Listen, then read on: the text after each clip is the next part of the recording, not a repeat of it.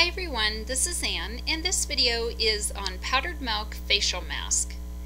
And you can also use real milk, goat's milk, soy milk, whatever type of milk you like.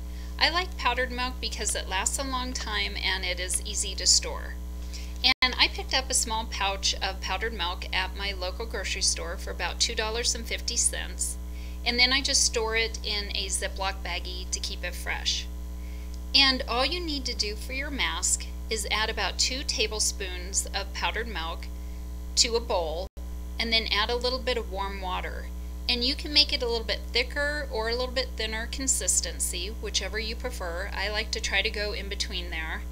And then you just apply it to your skin, wait about 10 minutes until it's dried, and then rinse it off with warm water and pat your face dry with a towel.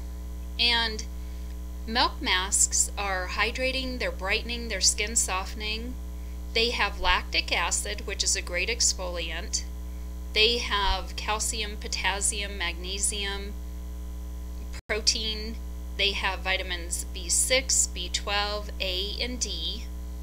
And all of those are wonderful for your skin. You can also add other ingredients to your mask.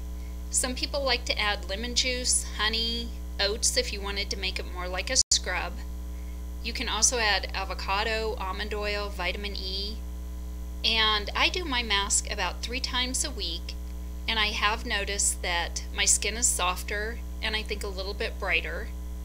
And it's a great at-home treatment that you can do that doesn't cost too much. And if you are allergic to milk though, please don't do this mask. But if you are not allergic to milk, it's a great at-home treatment. Thank you for watching.